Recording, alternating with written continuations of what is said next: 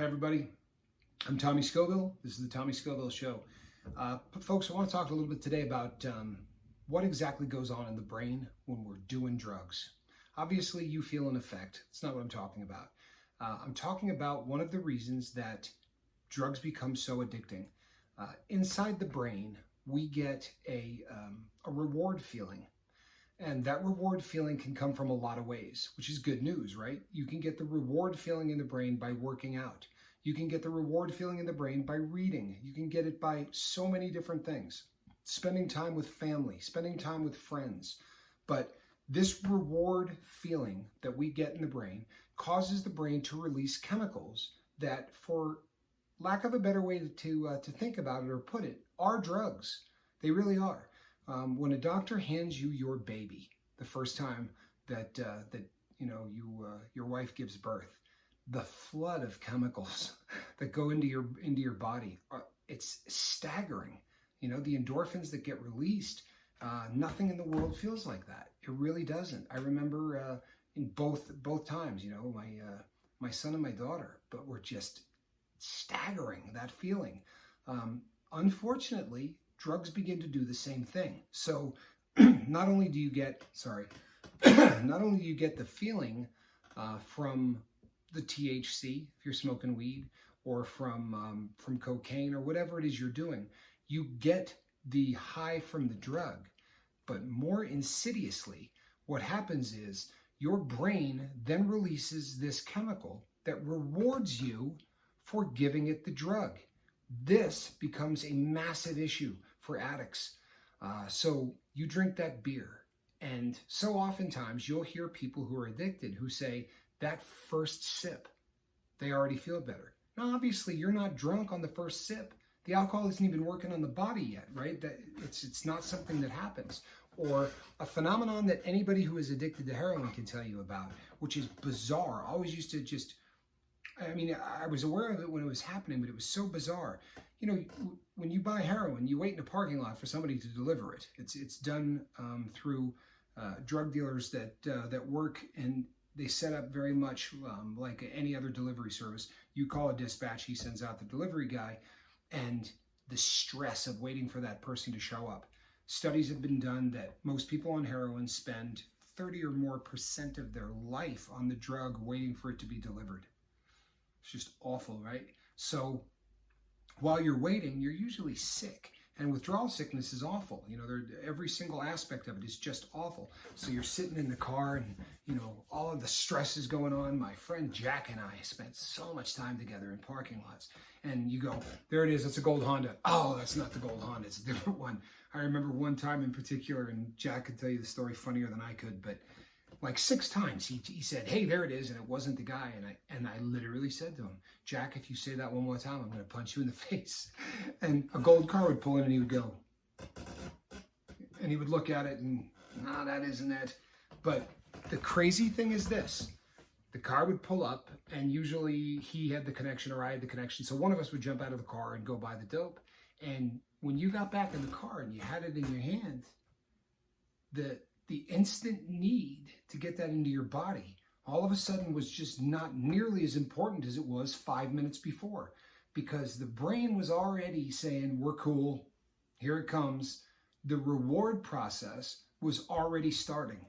And there were so many times where we would get, you know, the drug, and if you're really, really sick, you do it in the parking lot. I mean, you don't have time to go and you know, go other places, but I remember so many occasions where, you know, I would have it in my hand and I'd look at him and I'd go, what do you think? And he'd go, it's only 10 minutes to my place. Let's just do it there.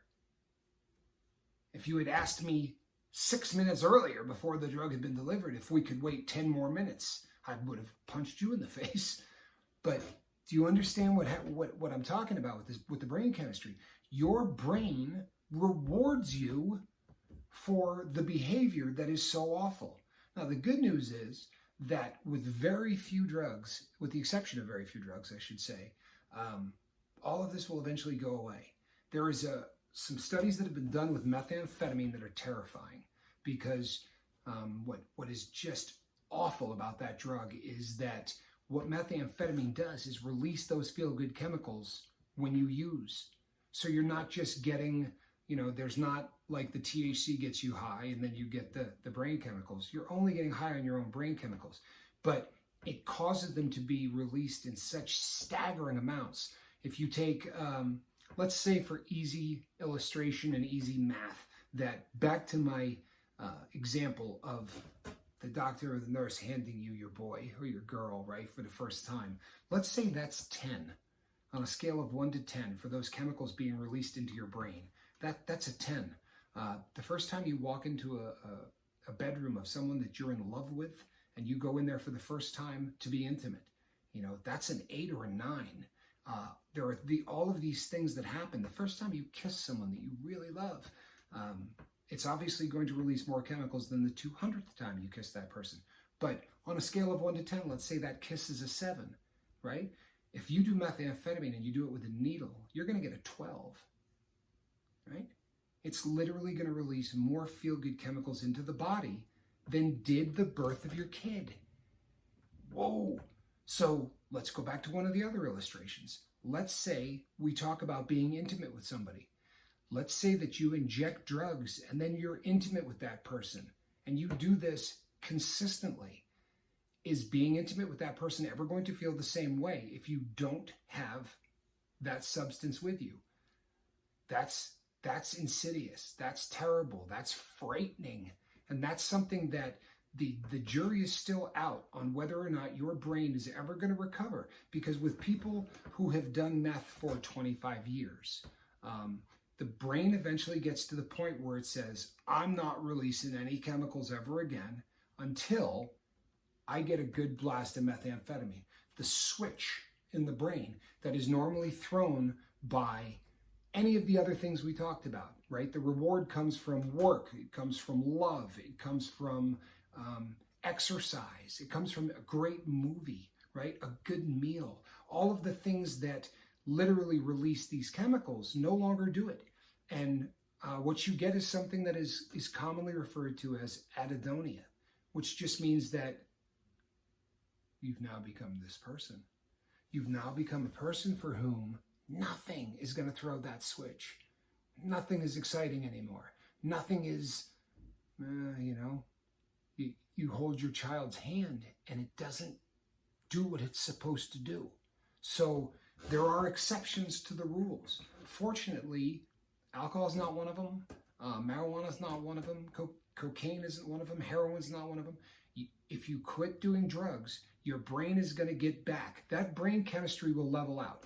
According to most doctors, with alcohol, it's a 2-week process. You get through 2 weeks and your brain is going to start getting back to normal. I don't mean you're not going to crave the drug, right? There are people who crave it for years. And what you do in these situations, and we could talk about this at greater length, but in order to overcome that, what you need to start doing is replacing things in your life, in your lifestyle, so that that reward chemical, that, hey, I'm going to reward you feeling, starts to come back. That's why you will find so many addicts who do other things that they're going to get rewards for. Have you ever wondered why there are so many addicts in the pepper community? Think about it logically, people. You pick up the bag of peppers, you look at it, the hot sauce, the challenge, whatever it is, it's like having that drug in your hand. It's healthy. I'm not bagging on it. It's super healthy, but you're going to eat this. There's going to be an endorphin rush. It's your body giving you feel-good chemicals because of something that you just did. And there are ways, that's a great one. It really is. If you like hot stuff, chase the heat, right? Start really, finding something. Hobbies are essential for people in rehabilitation. Hobbies are key. If you're going to get sober and sit around the house and live the exact same lifestyle that you led, but you're just going to get rid of the chemical, watch how bad that works. You're going to get what is often called a dry drunk. You can also say addict, right? Dry whatever. If you're just going to white knuckle it and grit your teeth to get through things, it's not going to work. I promise you it's not. What you need to do is replace the unhealthy with healthy. For a great number of people, religion does amazing things. I told you it's not a religious channel, so I'm not going to beat it down your throat. But there's a reason that there are so many people on this planet who live a very religious lifestyle, because they're getting reward from the brain much in the same way that they do with other things. And it's healthy. Do you think anybody ever laid on their deathbed and said, boy, I wish I had read the Bible less? Do you think anybody's ever laid on their deathbed and said, I wish I had worked out a little less? I mean, if working out gets to the point where you don't play with your kids, you don't spend time with your wife, anything gets to the point where it is so obsessive that it's keeping you from spending time with people who you love, right? Then all of a sudden it really does become an issue. But the reward aspect of your brain needs to be addressed in a huge way. However, if you say, well, I'm getting ready to quit, let's start thinking about that reward stuff, you can think about it. But whether or not it's going to work for you is not something you're going to find out until your brain starts to adjust. I'm not saying don't start working out day one. You can do that. But after 2 weeks, you're going to get a much better idea of whether or not that works if your drug of choice is alcohol. We need to replace unhealthy activities with healthy activities. The other thing that is key, and this has been studied ad nauseum, right, to unbelievable extents by so many different studies, your attitude in everything in life is so key. It is so key. You have a negative attitude or you have a healthy attitude. It's one of two. And I got news for you people. It's a choice. And it's not a choice that you make and go, well, I'm going to live positive for the rest of my life. There's your start. That's good. But you have to make that choice every single day, sometimes hundreds of times a day, right? There's a difference between attractive and beautiful. Do you understand what I'm saying? There are beautiful people who didn't win the genetic lottery and look like Christy Brinkley. But some of the most beautiful people that I've ever met, it doesn't matter what they look like. They're beautiful. Beautiful is a choice. Attractive is winning the lottery. So you have two competing things in your body. So I'm going to leave you with a thought. There's a place in California, and I wish I could remember where, but my memory isn't what it used to be. But it's at a place where they hike, and they have a little sign thing that they've put up there, and it talks about two Indian tribes. And these Indian tribes used to get together once a year and decide who was going to rule this area. Because they lived in such close proximity, things like where things were planted, all of the decisions had to be decided by one tribe. And the way they would decide it is they would bring down their healthiest men, usually kids 16, 17, 18, the young ones, early 20s, and they would fight to the death.